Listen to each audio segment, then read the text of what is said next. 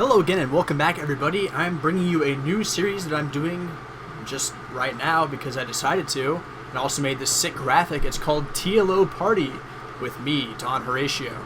And basically, I just decided to do this because Team Liquid has this thing where they release replay packs of the week. And this week it is TLO, and I needed more games to cast. And I'm like, well shit son, I'm going to cast some TLO games leading to this. TLO Party with me, Don Horatio.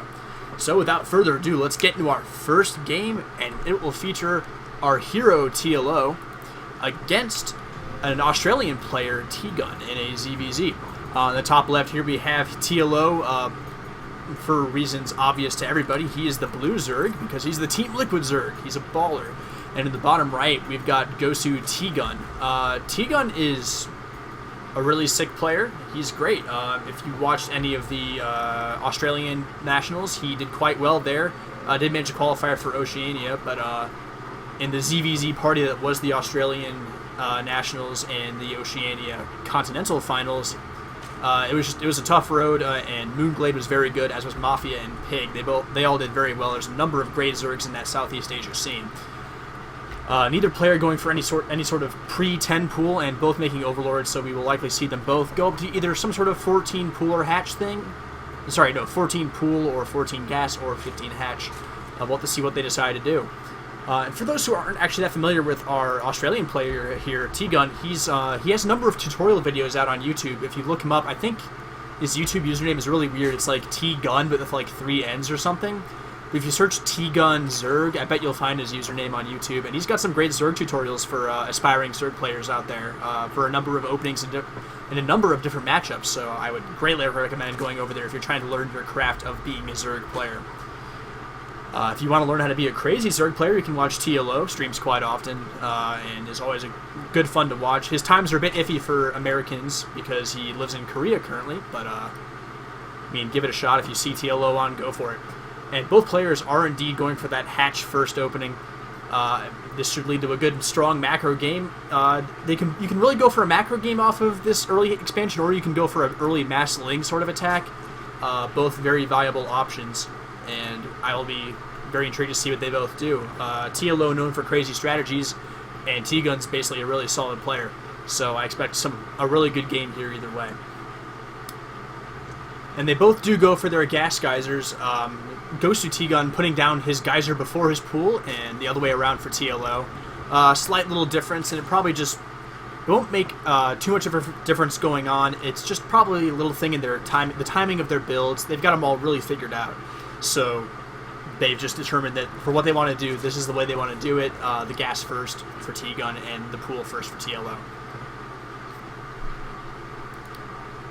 And we do see both these hatcheries getting close to finishing. The gas for tgun already being mined. He has that about like 20-ish gas lead, so not a huge deal, but that's what getting that gas before pool does for you. And TLO's pool is now done. I don't think he actually made any Zerglings at all. He's just going for double queen right off the bat, which is a good defensive measure. They're very good against banelings and also Zerglings, and also those, obviously you need those macro injections on your hatcheries. And tgun does a similar thing, and he will be able to get speed first as well, along with his queens, but TLO is not far behind with that speed research. So as you can see, even with that weird little difference in gas timing with regards to the pool, both players going to the same place pretty much, and doing pretty much the exact same thing. So in a situation like this, where both players go for mirror builds, it's really going to come down to that in-game decision-making after your build. So if your build does not put you substantially ahead, you have to rely on your in-game decision-making, the branches you decide to make off of scouting. So if you scout certain things, what you want to do with it. tgun making his first little deviation so far. He's going for the Baneling Nest at the natural. This will allow him to be very defensive and defend against those mass ling attacks that I mentioned earlier if TLO just decided to go for something like that. But most likely I think it's most likely defensive, and he can try to do some offensive with it, but I doubt that. We don't see any huge spells of Zerglings coming up right now, and I look forward to seeing what happens here. TLO is actually banking a lot of minerals, and just as I say that, 24 links in production, so he is indeed going for that mass ling attack. But if tgun can get some banelings up in time at home, if he spots this, he will be in very good shape, and this Overlord right here will be the first to see anything going on. And also the Zergling getting into the main, and he probably saw all those eggs going in once, so he's going to have a great idea of what's going on in the mind of TLO. And TLO is actually going for a lair immediately behind this huge swell of Zerglings, and basically he's going to look to do some damage with this. He's not looking to win the game with this attack, which is smart because he probably won't, for sure. But just to see what he can do with them, and that's about that. The wallet has come up here for T-Gun, but the Zerglings are already here, and there are no Banelings, and the Spinecrawler is not done inside this natural. He's going to do some good damage with this. Some good hold position, keeping the Zerglings from doing too much damage right there, but that's only going to last so long. This is a ton of Zerglings. This natural hatch is under a lot of fire, and drones are going down, and T-Gun, despite having the Baneling nest prepared, was not ready for this attack at all. There's one random Baneling here morphing for T-Gun, going to try and do what he can with that, and Zerglings of his own coming out, so he will be able to stop the bleeding, but the natural hatchery does go down, and that is a huge blow to T-Gun. He's going to have to basically counterattack with these Lings and Banelings. With the lack of production here, he's going to definitely have to try and get this hatchery up, but he's going to need to try to counter and do some damage of his own, or he'll be way far behind in this game. And TLO knows that, immediately throwing up 3 Spinecrawlers and the Spire. Whenever you go for a Spire play, so even if T-Gun only sees these 3 Spinecrawlers at the front, 4 now, he'll have a pretty good idea, 5 now. He'll have a very good idea that TLO is actually going for that Spire play, because you really need to go heavy on that static defense on the front if you're committing all your minerals and gas, and you're baking it up and trying to go for that Mutalisk transition into the mid-game. The lair only just now starting for T-Gun in his main base. He is very behind in that. Obviously, too many drones here to mine this one base. Needs to get this hatchery up as soon as he can down at the natural. Morphing some more defensive Banelings, and after seeing that front, T-Gun knew that there was nothing he could do there, and TLO has gained himself quite an advantage here in this game. Liquid Zerg showing why he really is one of the Foreigner best when he's playing at his best. Very quirky player, and sometimes it can really get you, especially when you play solidly like this. This is actually a relatively standard opening. You'll see this quite a lot with the Mass Sling attack. It's very good against players like T-Gun, who are just playing just a little bit too greedy and not actually making those Banelings in advance of the attack. And the natural hatchery just now finished rebuilding for T-Gun. Going to look to mine from that as quickly as he can and get that gas income back going for his own lair. The Spire of TLO just now finishing, and his Baneling nest is also on the way. He'll be looking to make about 6 mutas here with minerals and gas he had built up, and there they are indeed. Let's take a brief look at the inside of T-Gun's base to see how prepared he is. He does not currently have any Spore Crawlers here, but he does have the Evolution Chambers in his natural. And what's his queen count at, actually? Only 1 queen for T-Gun, so actually these Banelings could cause a lot of trouble if he does not see them coming ahead of time. And he saw those Spine Crawlers at the front, I think, so let's take a brief look at that. He did, so he should have a pretty good idea of what's happening here. This is very common for the mass Spine Crawler at the front into mutas. The mutas are going to be out on the way shortly. There they are indeed, and they're going to do some huge damage, or at least clean up a ton of Overlords. Here come the Spores. T-Gun going massively into the Spores. 6 starting now. He knows he's in a big deal of trouble if he can't deal with this right now, and some Zergling reinforcements as well, but the Banelings will easily stop that. And here they come indeed, moving in. But using the mutas to pick up the Banelings, a great move by TLO, allowing these Zerglings to have their way at this base. Very well done. But here come the Zerglings of T-Gun as well. Mutas doing what they can to the Spore Crawler, and this is not the best engaging with these mutas. He's in the range of 2 Spore Crawlers and taking way more damage than he should to this. He's going to try and fly in and maybe do some damage to drones, but then back out. I feel he could have done a lot better with these mutas, but these roaches are now hopeless out on the map. And there's a big bunch of Zerglings right here going up, trying to supplement those roaches, but the roach is taken out by the mutas, so that counterattack's not going to do anything. And T-Gun, sorry. TLO is going to look to immediately resume his attack here, trying to take down these Spore Crawlers that they're only just now building. Some cancels going down. T-Gun now starting muta production and +1 melee, range attack and ground armor up, going for TLO. Sorry, not TLO, T-Gun. These 2 players that names start with T is giving me a very hard time right now. These mutas and Zerglings still causing a huge bit of trouble for T-Gun, and if you look at the supply differential by itself, right now, it's just T-Gun's fighting a losing battle here against our German Zerg player for Liquid. Yeah, if you look at the drone count, TLO does not only have this superior army currently, but he has the drone lead as well, just with this constant aggression. And these are not enough mutas to stop these queens at all. But TLO does decide to back off a bit. A few more Hydras do pop, and the queens actually are pretty beefy units. Decides to back off and try to hold on to his advantage. I would actually like to see him use these mutas to start cleaning Overlords off the map, or at least using a couple mutas only to do that. And here he does go indeed, taking out those Overlords with the Mutalisks. Just great play from TLO over and over again. The mutas will give him complete map control. If you look at the Overlords of TLO, they are scattered everywhere right now. But with this clearing out of the Overlords of T-Gun, he will have no map vision very soon and also be very supply blocked.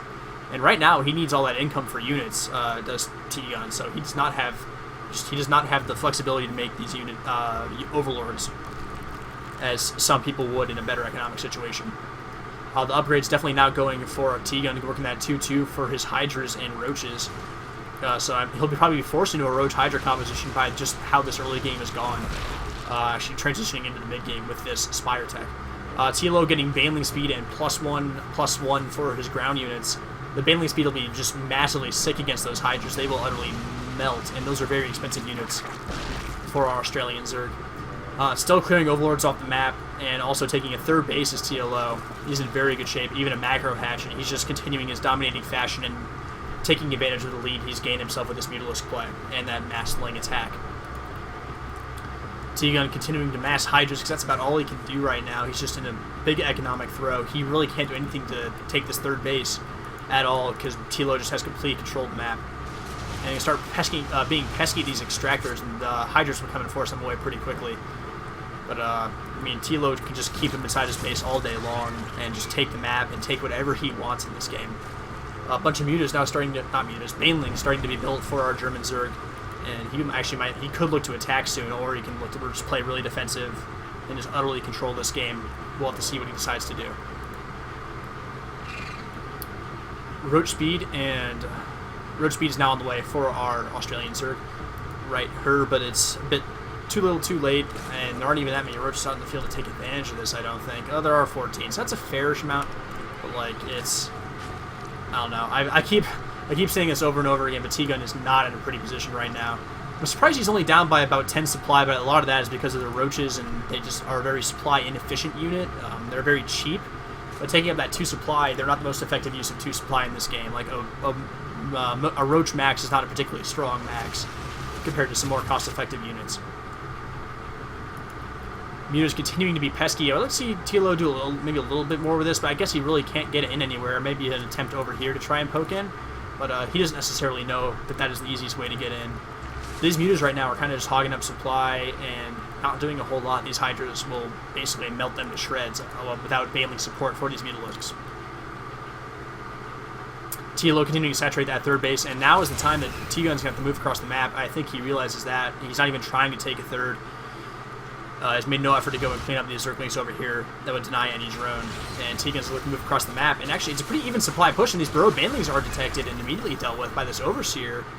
Good job by T-Gun to have that with his army as he moves out, knowing that that is a possibility. And T-Gun's actually got quite a bit of army here, but TLO is morphing so many Banelings. And all TLO really needs to do is take out those Hydralisks, and then his Mutas will just absolutely rule the skies. And he'll be in great shape against those Roaches, which have no anti-air attack. So he should be in really good shape coming up here, as long as he engages this properly and gets those Hydras out of the way. And even Banelings, I mean, in mass, if they hit a bunch of clumped up Roaches, they can even do a bunch of damage to that. But that's definitely not a cost-effective way to do it. And here come the Zerglings moving in, and the Banelings gonna take some sick Hydra splitting. You don't see that very often in this game of StarCraft 2. But the Banelings now making contact on those Hydras, which the Hydras are now unable to do anything against these Mutalisks since they're forced back by the Banelings, and all the Hydras are dead. The Roach is going to have to move in and try to do as much damage as they can, but they have a short life on this Earth. The Zergling's doing what they can, and the Muta's coming in and pick all of them off with that Glaive Worm bounce attack. And I think once this army dies, T-Gun pretty much knows what is up. He does focus fire that third hatchery down, but that'd be a lot bigger of a deal if T-Gun had a third of his own to fall back on, but he just does not have that.